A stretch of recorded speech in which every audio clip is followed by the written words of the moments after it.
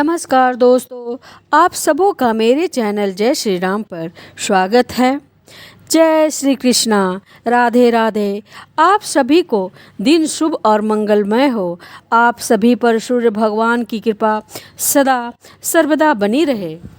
जिस तरह से सोमवार के दिन भगवान शिव को समर्पित होता है, उसी प्रकार से रविवार के दिन सूर्य देवता को समर्पित होता है। रविवार के दिन सूर्य देव की पूजा करने और सूर्य देव का अर्घ्य देने से जीवन के सभी दुख दूर हो जाते हैं एवं शारीरिक और मानसिक कष्ट भी दूर होते हैं और सभी प्रकार के सुखों की प्राप्ति होती है। आज के दिन सूर्य देवता की कथा करके सभी भक्त जनों को व्रत कथा अवश्य ही पढ़नी या सुननी चाहिए। तो आज इस वीडियो में हम आपको सुना रहे हैं रविवार व्रत कथा।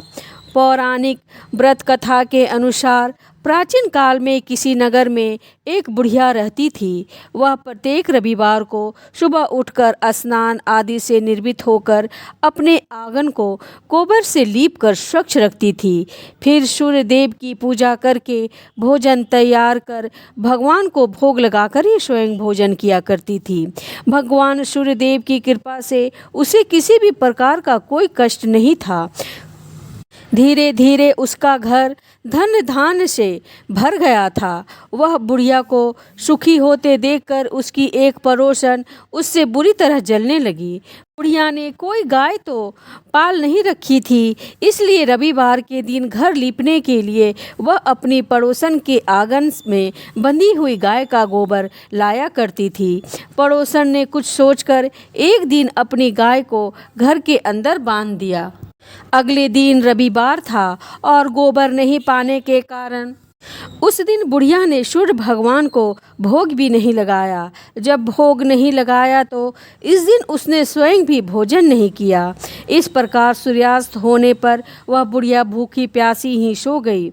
उसने इस तरह से निराहार व्रत रख लिया। रात में सूर्य भगवान ने उसे स्वप्न में दर्शन दिया और व्रत ना करने, उन्हें भोग ना लगाने का कारण पूछा। तब बुढ़िया ने बहुत ही विनीत स्वर में पड़ोसन के द्वारा घर के अंदर गाय बांधने और गोबर न मिल पाने की बात कही। सूर्य भगवान ने उसकी भक्ति की परेशानी का कारण जानकर उसको सभी दुखों को दूर करते हुए कहा कि हे माता, आज हम आपको एक ऐसी गाय देते हैं जो सभी इच्छाएं पूर्ण करती है, क्योंकि आप हमेशा रविवार को पूरा घर गाय के गोबर से लीपकर भोजन बनाकर मुझे भोग लगाकर ही स्वयं भोजन करती हो। इससे मैं बहुत प्रसन्न हूँ। मेरा व्रत करने और कथा सुनने से निर्धन को भी धन और बांझ को भी पुत्र की प्राप्ति होती है। स्वप्न में उस बुढ़िया को ऐसा वरदान देकर भगवान सूर्य अंतर्ध्यान हो गए। प्रातःकाल सूर्योदय से पहले उस बुढ़िया की आंख खुली तो वह अपने घर के आंगन में सुंदर गाय और उसके बछड़े को देखकर हैरान हो गई। गाय को आंगन में बांधकर उसने जल्दी ही उसे चारा लगाकर खिलाया। पड़ोसन ने उस बुढ़िया के आंगन में बंधी हुई सुंदर गाय और बछड़े को देखा, तब तो वह उससे और अधिक जलने लगी। तभी गाय ने सोने का गोबर कर दिया। गोबर को देखते ही पड़ोसन की आंखें खुली की खुली रह गई। पड़ोसन ने उस बुढ़िया को आसपास ना पाकर तुरंत उस सोने के गोबर को उठा लिया और अपने घर ले गई और अपनी गाय का साधारण गोबर वहाँ पे रख दिया। सोने के गोबर से पड़ोसन कुछ ही दिनों में धनवान हो गई। वह चुपके चुपके बुढ़िया के घर से गोबर ले आया करती और अपने गाय का साधारण गोबर उस जगह पर रख दिया करती थी। बुढ़िया को इस बात की कोई खबर नहीं थी। गाय प्रतिदिन सूर्योदय से पहले सोने का गोबर किया करती थी और बुढ़िया को उठने से पहले ही वह चालाक पड़ोसन उस गोबर को उठा कर ले जाती थी। बहुत दिनों तक बुढ़िया को सोने के गोबर के बारे में कुछ भी पता नहीं चला। बुढ़िया पहले की तरह हर रविवार को सूर्य भगवान का व्रत करती रही और कथा सुनती रही। लेकिन सूर्य भगवान ने जब पड़ोसन की इस चालाकी को देखा, तब एक दिन उन्होंने बड़ी तेज की आंधी चलाई। आंधी का प्रकोप देखकर बुढ़िया ने गाय को घर के भीतर बांध दिया। सुबह उठकर बुढ़िया ने सोने का गोबर पड़ा हुआ देखा तो उसे बड़ा आश्चर्य हुआ। उस दिन के बाद बुढ़िया अपने गाय को घर के भीतर ही बांधने लगी। सोने के गोबर से वह बुढ़िया कुछ ही दिनों में बहुत धनवान हो गई। उस बुढ़िया के धनवान होने से वह पड़ोसन पूरी तरह जलकर राख हो गई। जब उसे सोने के गोबर पाने का कोई रास्ता नहीं सूझा तब वह राजा के दरबार में पहुंची। राजा को सारी बात बताई। राजा को जब बुढ़िया के पास सोने की गोबर देने वाले गाय के बारे में पता चला तब उसने अपने सैनिक भेजकर बुढ़िया की गाय लाने का आदेश दिया। सैनिक उस बुढ़िया के घर पहुँचे। उस समय बुढ़िया सूर्य भगवान का भोग लगाकर स्वयं भोजन ग्रहण करने ही जाने वाली थी कि राजा के सैनिक ने गाय को खोला और अपने साथ महल की ओर ले जाने चले। बुढ़िया ने सैनिकों से गाय को न ले जाने की बहुत प्रार्थना की, बहुत रोई चिल्लाई, लेकिन राजा के सैनिक नहीं माने। गाय के चले जाने से बुढ़िया को बहुत दुख हुआ। उस दिन मारे दुख के उसने कुछ भी नहीं खाया और सारी रात सूर्य भगवान से गाय को पुनः प्राप्त करने की प्रार्थना करने लगी। दूसरी ओर राजा को गाय को देखकर बहुत खुशी हुई, लेकिन अगले दिन जैसे ही सुबह राजा उठा सारा महल गोबर से भरा हुआ देखकर घबरा गया। उसी रात सूर्य भगवान उसके सपने में आए और बोले, राजन, यह गाय उस बुढ़िया को लौटा देना, इससे ही तुम्हारा भला होगा। रविवार के व्रत से प्रसन्न होकर ही उसे मैंने यह गाय भेंट स्वरूप दी है। सुबह होते ही राजा ने उस बुढ़िया को महल में बुलाकर बहुत सा धन के साथ सम्मान सहित गाय को लौटा दिया और अपनी इस गलती के लिए क्षमा भी मांगी। इसके बाद राजा ने पड़ोसन को दंड दिया। इतना करने के बाद राजा के महल में गंदगी दूर हो गई और उसी दिन राज्य में राजा ने घोषणा करवाई कि सभी स्त्री पुरुष रविवार का व्रत किया करें। रविवार का व्रत करने से सभी लोगों के घर धन धान्य से भर गए। चारों ओर खुशहाली छा गई। जिन्हें शारीरिक कष्ट था उनके तब सभी शारीरिक कष्ट भी दूर हो गए। इस प्रकार समस्त नगर को सूर्य देव की कृपा प्राप्त हो गई। इसीलिए हर रविवार के दिन जो भी वह भक्त सच्चे मन से सूर्य देवता की पूजा करके उपवास रखता है और इस कथा को पढ़ता है या दूसरे को सुनाता है, सूर्य देव की कृपा से उनके सभी कष्ट दूर हो जाते हैं। यदि व्रत ना भी रख पाए तो भी सुबह सूर्य देव को अर्घ्य देकर सूर्य देव की पूजा कर कर इस कथा को अवश्य पढ़ना और सुनना चाहिए। इससे सबकी इच्छा पूर्ण होती है। और सबसे अंत में प्रेम से जयकारा बोलना चाहिए। बोलिए सूर्य नारायण भगवान की जय। आइए श्रवण करते हैं सूर्यदेव की दूसरी कथा, जिसे सुनने मात्र से घर में सुख समृद्धि का वास होता है और सभी मनोकामनाओं की पूर्ति होती है। देवलोक में शिल्पकार विश्वकर्मा की एक पुत्री थी जिसका नाम था संज्ञा। वह दिन भर तपती धूप में खेला करती थी। सूर्य की तेज किरणों का जैसे उस पर कोई असर ही नहीं होता था। संज्ञा जब बड़ी हुई तो एक दिन विश्वकर्मा और उसकी पत्नी ने संज्ञा को बड़े मुग्ध भाव से सूर्य को निहारते हुए देखा। यह देख विश्वकर्मा बोले, देवी, ऐसा लगता है हमारी बेटी सूर्य पर मोहित हो गई है। देख रही हो कितने मुग्ध भाव से सूर्य की ओर देखी जा रही है। मुझे भी ऐसा ही लगता है स्वामी। विश्वकर्मा की पत्नी ने कहा। सूर्य के सौंदर्य के प्रति संज्ञा का आकर्षण उसकी आयु के साथ बढ़ता ही गया। एक दिन विश्वकर्मा ने संज्ञा को अपने साथ हाथी पर बैठाकर सैर को निकले। अपनी पुत्री को सूर्य की ओर निहारते देखकर उन्होंने पूछा, बेटी, अब तुम छोटी नहीं रही। सोचता हूँ जल्दी ही तुम्हारा विवाह कर दूँ। बताओ किस देव को तुम चाहती हो। पिताजी आकाश में सूर्य से बढ़कर कोई तेजस्वी नहीं है। संज्ञा ने उत्तर दिया, ठीक है, हम सूर्य के साथ ही तुम्हारा विवाह कर देते हैं। विश्वकर्मा बोले और अपनी पुत्री को लेकर सूर्य के पास पहुँचे। उन्होंने अपनी पुत्री की इच्छा सूर्यदेव को बताई तो उन्होंने उनका प्रस्ताव सहर्ष स्वीकार कर लिया और बोले, आपकी पुत्री मेरे साथ विवाह करना चाहती है, यह मेरे लिए सौभाग्य की बात है, पर इससे यह तो पूछिए कि क्या यह मेरा ताप सहन भी कर पाएगी। विश्वकर्मा संज्ञा की ओर ले गए और कहा, सूर्यदेव का उत्तर तुमने सुन लिया बेटी, अब बताओ सहन कर लोगी हर ऋतु में उनका ताप।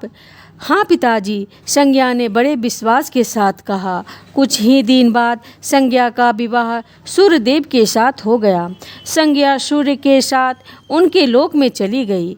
पति के साथ संज्ञा के दिन सुखपूर्वक बीतने लगे। फिर उनके यहाँ एक पुत्र हुआ जिसका नाम रखा गया मनु।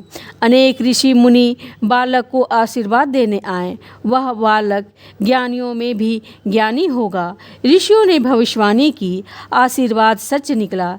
जब वह कुछ बड़ा हुआ तो ऋषि मुनियों से शिक्षा ग्रहण करने लगा। सूर्यदेव और संज्ञा को अपने बेटे पर गर्व था। वह बहुत ही प्रेम से अपने बेटे का लालन पालन करते थे। अचानक एक बार ग्रीष्म ऋतु से सूर्य की किरणें बहुत ही प्रखर हो गई। उसका तेज अपनी चरम सीमा पर जा पहुंची। संज्ञा की चमड़ी झुलसने लगी। सूर्यदेव ने उन्हें अपने पास बुलाया तो वह अपनी आँखों पर हाथ रखकर उनके पास पहुंची। सूर्यदेव बोले, संज्ञा मेरी ओर देखो। उसने अपनी आँखें क्यों ढक ली है? नेत्र खोलो और मेरी ओर देखो, मैं तुम्हारा पति हूँ। स्वामी, आपके ताप से मेरी आंखें खुल नहीं पा रही है। संज्ञा ने कहा, इसका अर्थ तो ये हुआ कि तुम मुझे अपने से दूर कर रही हो। विवाह से पूर्व मैंने तुमसे पूछा भी था कि क्या मेरा ताप सहन कर पाओगी। तुम्हारी सहमति पाकर ही मैंने तुम्हारे साथ विवाह करना स्वीकार किया था, लेकिन अब तुम अपने वचन से मुकर रही हो। सूर्यदेव ने कुछ क्रोधित होकर कहा, स्वामी, इसमें मेरा कोई दोष नहीं। संज्ञा बोली, आपका ताप ही इतना प्रखर है। सूर्यदेव और भी कुपित हो उठे और बोले, सुनो संज्ञा, प्राणवान वस्तुओं के जीवित रहने वाला मैं ही हूँ, परंतु तुमने मेरी ओर से आंखें बंद कर ली है। अतः तुम्हारे गर्भ से जो बालक उत्पन्न होगा वह यम होगा। यम अर्थात मृत्यु का देवता। संज्ञा वहाँ से भाग जाना चाहती थी, लेकिन बच्चों का मोह उसे विवश कर दिया था। संज्ञा की एक सहचरी थी, उसका नाम था छाया, जो हूबहू संज्ञा की ही प्रतिलिपि थी। संज्ञा ने उस विषय में छाया से मदद लेने का निश्चय किया। संज्ञा ने छाया को बुलाया और अपनी समस्या बताई। संज्ञा की बातें सुनकर छाया बोली, मुझे क्या करना होगा? संज्ञा ने कहा, तुम संज्ञा बनकर मेरे पति के पास जाओ और उनकी पत्नी और मेरे बच्चों की माँ बनकर वहीं रहो। छाया ने कहा, उन्होंने मुझसे पूछताछ की तो मैं क्या कहूँगी? संज्ञा ने कहा, कह देना मैं ही संज्ञा हूँ, परंतु भेद मत खोलना। छाया ने कहा, यह सब मैं करूँगी, लेकिन मेरी एक शर्त है। सूर्यदेव कभी मुझ पर बिगड़े या श्राप देने लगे तो मैं सारा भेद खोल दूँगी। संज्ञा ने कहा, ठीक है छाया, अब जाओ और मेरे बच्चों को संभालो। तुमने मुझे बहुत ही कठिन काम सौंपा है संज्ञा, फिर भी मैं भसकर प्रयत्न करूंगी। छाया बोली और वहां से चली गई। उसके जाने के बाद संज्ञा सोचने लगी, मैं मायके चली जाती हूँ, माँ और पिताजी मुझे देखकर प्रसन्न होंगे, मैं कुछ दिन वहाँ रहूंगी, परंतु पिताजी कहेंगे स्त्री का शोभा पति के घर में ही रहने पर है। ऐसे ही विचारों में उलझी संज्ञा मायके को चल पड़ी। रास्ते में उसके मस्तिष्क में उलझने टकराने लगी। वह सोचने लगी, पिताजी जब मुझे लौट जाने को कहेंगे तब मैं जंगल में चली जाऊंगी। कुछ समय बाद संज्ञा अपने मायके पहुंची। पिता ने उसका बड़ा सत्कार किया और बोले, आओ बेटी, बोली, सब कुशल मंगल तो है? नहीं पिताजी, आपने ठीक ही कहा था। ग्रीष्म ऋतु में मैं सूर्य का ताप सहन नहीं कर सकी। संज्ञा कुछ दिन वहाँ सुख से रही। एक दिन पिता ने उससे कहा, संज्ञा, तुम्हारे आने से मुझे बड़ा हर्ष हुआ, परंतु विवाह हो जाने के बाद स्त्री को मायके में अधिक समय तक नहीं रहना चाहिए। अब तुम अपने पति के घर जाओ, फिर कभी हमसे मिलने आना होगा। तुम मुझे बहुत प्यारी हो, किंतु पति का घर ही स्त्री का घर होता है। ये यदि मैंने सोचा था, संज्ञा मन ही मन बोली और एक रात चुपचाप पिता का घर छोड़कर जंगल में चली गई। वह सोचने लगी कि मैं सूर्य के सामने नहीं जा सकती, इसलिए घोड़ी बन जाती हूँ। उस रूप में मुझे कोई पहचान नहीं पाएगा। घोड़ी का रूप धारण कर संज्ञा तपस्या करने लगी। सूर्य के ताप की शक्ति को कम करने के लिए उधर छाया ने सूर्य से यहाँ जाकर संज्ञा का स्थान ले लिया था। सूर्यदेव ने उसे संज्ञा ही समझा। वह बोले, तुम लौट आई मेरे पास। क्षमा कर दें स्वामी, मैंने आपकी दुर्बलता को जीत लिया है। छाया खेद भरे स्वर में बोली। सूर्यदेव ने कहा, संज्ञा, मैं तो कब का तुम्हें क्षमा कर चुका हूँ। अब घर की जिम्मेवारी संभालो, बच्चा का लालन पालन करो। छाया ने कक्ष में लेटे दोनों बच्चों पर निगाह डाली और घर की जिम्मेदारी संभाल ली। छाया इस घर में सुखी थी। वह प्रायः सोचा करती, बेचारी संज्ञा, कितना अच्छा घर उसे त्यागना पड़ा। क्या वह कभी नहीं लौटेगी? कुछ समय बीतने के बाद छाया को एक पुत्र हुआ। पुत्र पैदा होने के बाद वह कुछ चिंतित रहने लगी और मन ही मन विचार करने लगी कि मुझे यह नहीं भूलना चाहिए कि मैं संज्ञा की छाया ही हूँ। छाया ने एक पुत्र और पुत्री को जन्म दिया। अब छाया का व्यवहार बदलने लगा। वह अपने बच्चों से तो प्यार करती थी, लेकिन संज्ञा के बच्चों को ताड़ने और उसके साथ दुर्व्यवहार करने लगी। मनु ने तो विमाता के व्यवहार को नज़रअंदाज कर दिया, लेकिन यम को छाया का व्यवहार खटकता रहा। माता छाया का यमुना बहन के साथ ऐसा व्यवहार करना उचित नहीं। वह अपने बच्चों के साथ तो कितना अच्छा व्यवहार करती हैं, परंतु हम भाई बहन से नफरत करती हैं। एक दिन तो हद ही हो गया। छाया ने यमुना के बाल पकड़े और उसे डंडे से पीटते हुए बोली कि तुम लोग मरते भी नहीं हो, मर जाओ तो मेरा पीछा छूटे। जब छाया देर तक यमुना को पीटती रही तो यम से रहा नहीं गया। उसने जाकर छाया का हाथ पकड़ लिया और गुस्से से बोला, बस माता, अब तुमने यमुना का पर हाथ उठाया तो मुझसे बुरा कोई नहीं होगा। अच्छा, तेरी यह हिम्मत मुझे धमकी देता है? ठहर जा, आज मैं तेरे पिता से इसकी शिकायत करूंगी। छाया क्रोध से सिहर उठी। छाया ने तो इस डर से सूर्यदेव से शिकायत नहीं की कि कहीं उसका भेद उजागर ना हो जाए, लेकिन यम और यमुना ने तंग आकर अपने पिता से उनकी शिकायत अवश्य कर दी। पिताजी, यह स्त्री हमारी माँ नहीं है। यम ने कहा कि हाँ पिताजी, पुत्र माता से विमुख हो सकता है, परंतु माता की ममता कभी कम नहीं होती। यमुना भी बोल उठी, मैं देख लूँ, तुम दोनों जाओ, डरो नहीं, सब ठीक हो जाएगा। ऐसा कहकर सूर्यदेव ने बच्चों को धैर्य बंधाया, लेकिन बच्चे को जाते ही वह सोच में पड़ गए। बच्चे ठीक कहते हैं, यह अवश्य कोई मायाविनी है।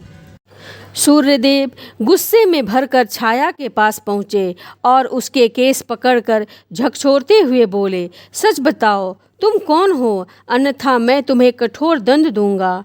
ठहरिए स्वामी, भय से कांपती छाया बोली, मैं संज्ञा की छाया हूँ। वह अपनी देखभाल का भार किसी को सौंपे बिना नहीं जाना चाहती थी, इसलिए उसने मुझे अपने पास भेज दिया है। वह कहाँ गई है? सूर्यदेव ने पूछा। छाया ने कहा, अपने पिता के यहाँ। सूर्यदेव सीधे विश्वकर्मा के पास पहुँचे और उनसे संज्ञा कहाँ है पूछा। वह तुम्हारे तेज से बचने के लिए यहाँ आई थी, विश्वकर्मा ने बताया। अब वह कहाँ है? मैंने ध्यान करके पता किया है कि उसने घोड़ी का रूप ले लिया है। वह जंगल में घूमती रहती है और तुम्हारे तेज को घटाने के लिए तपस्या कर रही है। विश्वकर्मा ने बताया, तो आप मेरा तेज घटा दीजिए, फिर उसे खींचने के लिए चलते हैं। सूर्यदेव बोले। विश्वकर्मा ने सूर्यदेव के तेज का 8वां भाग छांट दिया, जिससे उनका तेज घट गया। फिर वे संज्ञा को खोजने निकले।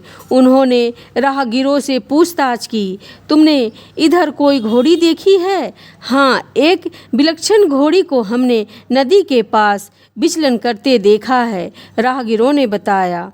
उसमें विलक्षण क्या बात है? वह घोड़ी मानवी भाषा में बोलती है। राहगीरों ने उत्तर दिया। तब तो वह अवश्य संज्ञा होगी, सूर्यदेव बोले। सूर्य घोड़ी के निकट पहुँचे और कहा, संज्ञा, मैं सूर्य हूँ, तुम्हारा पति।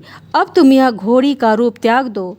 जब तक मेरी मनोकामना पूरी नहीं होगी, मैं यह रूप नहीं त्यागूंगी। घोड़ी बनी संज्ञा ने उत्तर दिया। तुम्हारी मनोकामना तो पूरी भी हो गई, सूर्य ने कहा। सूर्यदेव ठीक कहते हैं बेटी, विश्वकर्मा बोले। मैंने इसके तेज का 8वां भाग कम कर दिया है। पिता के आश्वासन पाकर संज्ञा ने अपना घोड़ी वाला रूप त्याग दिया और अपने स्वाभाविक रूप में आ गई। वह हर्ष और विभोर से अपने पिता से लिपट गई और फूट फूट कर रोने लगी। फिर संज्ञा ने झुककर सूर्यदेव के पाँव छुए और पूछा, स्वामी, हमारे बच्चे तो सकुशल हैं ना? हाँ, दोनों बच्चे ठीक हैं। मनु, यम और यमुना को अब फिर से माँ मिल जाएगी। सूर्यदेव ने मुस्कुराकर कहा, मैं अब कभी भी अपना घर त्याग कर नहीं जाऊंगी। संज्ञा बोली, आप छाया को क्षमा कर देना और अपने साथ ही रखना। दोनों का मिलन देखकर विश्वकर्मा ने भी अपना आशीर्वाद प्रदान किया। जाओ और सदा सुख शांति से रहो। सूर्यदेव और संज्ञा सूर्यलेख पहुँचे और छाया और बच्चों के साथ आनंद पूर्वक रहने लगे। बोलिए सूर्य नारायण भगवान की जय। जय श्री राम।